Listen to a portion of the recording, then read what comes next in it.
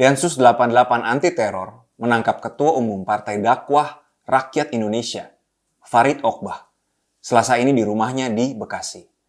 Penangkapan karena dugaan terlibat dalam jaringan teroris. Ada banyak pihak yang mempertanyakan penangkapan ini. Saya akan coba bedah dari sisi hukumnya. Inilah kacamata Rian Ernest.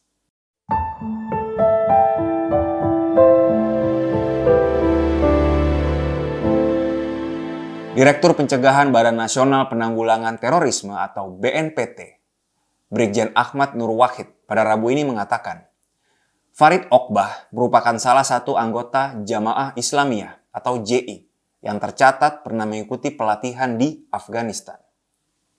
Menurut Divisi Humas Polri, Brigjen Pol Rusdi Hartono, upaya-upaya penegakan hukum terhadap pihak yang bekerja di Lembaga Amil Zakat Baitul Mal Abdurrahman bin Auf, baik di wilayah Jakarta, Sumatera Utara, dan Lampung dilakukan sejak tahun 2019. Menurut Polri, lembaga ini dibuat oleh kelompok JI untuk mendapatkan pendanaan dengan mengkamuflase kegiatan untuk pendidikan dan sosial. Dari upaya-upaya penegakan hukum yang dilakukan, Densus 88 Anti Teror mendapatkan beberapa keterangan yang dijadikan petunjuk untuk menuntaskan kasus kelompok teroris JI ini. Ada 28 berita acara pemeriksaan atau BAP dari tersangka, keterangan ahli, dan dokumen-dokumen yang menjurus kepada para tersangka yang ditangkap, kata Humas Polri.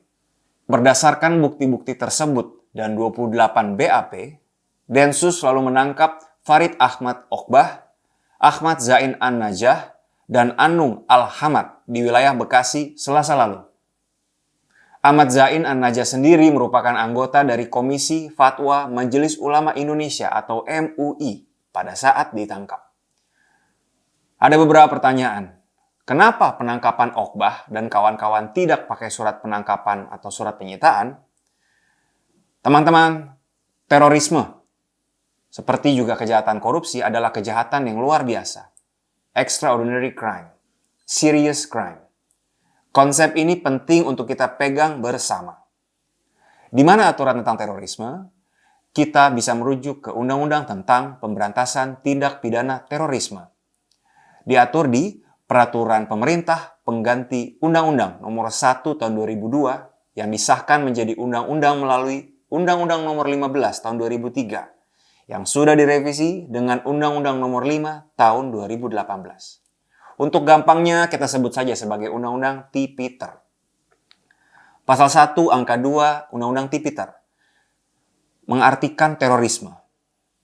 Terorisme adalah suatu perbuatan yang menggunakan kekerasan atau ancaman kekerasan yang menimbulkan suasana teror atau rasa takut secara meluas yang dapat menimbulkan korban yang bersifat massal dan atau menimbulkan kerusakan atau kehancuran terhadap objek vital yang strategis, lingkungan hidup, fasilitas publik, atau fasilitas internasional dengan motif ideologi, politik, atau gangguan keamanan. Penonton Cokro TV, kita tidak tahu kesimpulan apa dari proses penyidikan yang sedang dilakukan oleh Polri. Namun kalau saya lihat dari info Polri di pemberitaan, sepertinya ini terkait dengan pendanaan. Nah, perihal pendanaan diatur di Undang-Undang Tipiter Pasal 11. Aturannya demikian. Dipidana dengan pidana penjara paling singkat 3 tahun dan paling lama 15 tahun bagi setiap orang yang dengan sengaja menyediakan atau mengumpulkan dana dengan tujuan akan digunakan atau patut diketahuinya akan digunakan sebagian atau seluruhnya untuk melakukan tindak pidana terorisme sebagaimana dimaksud dalam pasal 6, 7, 8, 9, dan pasal 10 Undang-Undang Tipiter. Ada lagi nih, aturannya di pasal 13 Undang-Undang Tipiter. Diatur bahwa setiap orang yang dengan sengaja memberikan bantuan atau kemudahan terhadap pelaku tindak pidana terorisme dengan A. Memberikan atau meminjamkan uang atau barang atau harta kekayaan lainnya kepada pelaku tindak pidana terorisme. 2. Menyembunyikan pelaku tindak pidana terorisme. Terakhir, menyembunyikan informasi tentang tindak pidana terorisme. Itu semua dipidana dengan pidana penjara paling singkat 3 tahun dan paling lama 15 tahun. Nah, bagi teman-teman yang mempertanyakan soal sah atau tidaknya penangkapan, ada satu rambu yang jelas bagi para penyidik yang diatur di pasal 25 ayat 7 dan pasal 28 ayat 3 Undang-Undang Tipiter. Kata aturan itu, penangkapan wajib menjunjung tinggi prinsip hak asasi manusia. Penangkapan dilakukan dengan tetap mendasarkan pada hak asasi manusia, antara lain diperlakukan secara manusiawi, tidak disiksa, tidak diperlakukan secara kejam, dan tidak direndahkan martabatnya sebagai manusia. Sedangkan kalau di penahanan, aturannya adalah tersangka diperlakukan secara manusiawi, tidak disiksa, tidak diperlakukan secara kejam, dan tidak direndahkan martabatnya sebagai manusia. Jadi tenang saja, teman-teman, Densus 88 dan para penyidik lain tentu tidak akan keluar dari rambu-rambu yang sudah ditetapkan di atas.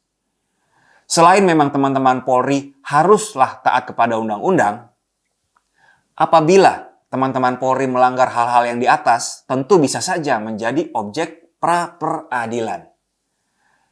Apa itu pra-peradilan? Menurut pakar hukum Yahya Harahap, pra-peradilan adalah lembaga yang melekat pada pengadilan negeri yang bertujuan menegakkan hukum dan perlindungan terhadap hak asasi manusia. Segala bentuk perampasan kemerdekaan dan pembatasan terhadap HAM yang memang secara aturan akan dilakukan pada saat penangkapan dan penahanan haruslah dipastikan berjalan sesuai ketentuan hukum. Pra-peradilan menjadi forum untuk memastikan itu semua terlaksana. Pra-peradilan dikenal dalam Kitab Undang-Undang Hukum Acara Pidana untuk memutuskan salah satunya nih, sah atau tidaknya suatu penangkapan atau penahanan. Jadi tentu saja Polri tidak akan mau kerja keras mereka menjadi mentah begitu saja karena kandas di sidang pra-peradilan pada saat keabsahan penangkapan dan penahanan dipersoalkan. Jadi bila ada pihak yang berkepentingan, bila ada pihak yang juga keberatan dengan metode penangkapan dan penahanan, jelas pra-peradilan bisa menjadi forum untuk menguji hal itu semua. Saya sendiri yakin pihak Polri sudah berjalan sesuai dengan prosedur. Soal ada yang mengeluhkan para terduga atau tersangka ini tidak didampingi oleh penasihat hukum. Sebagai referensi, saya ingin membagikan pandangan Polri. Namun, bukan dalam kasus ini, tetapi ini pada kasus Munarman.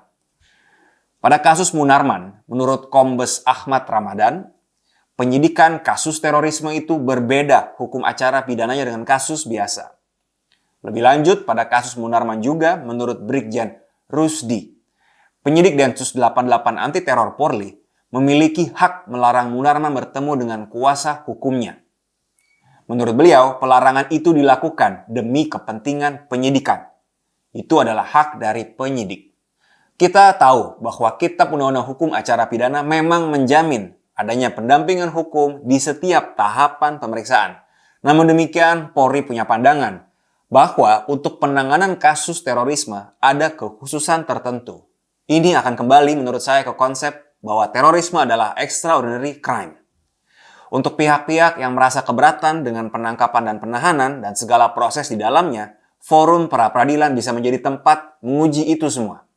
Kita lihat saja perkembangan kasusnya. Saya mengapresiasi tindakan Densus 88 dan Polri dalam menindak kasus terorisme di tanah air. Bravo Polri, dan sampai jumpa di Kacamata Ren Ernest selanjutnya.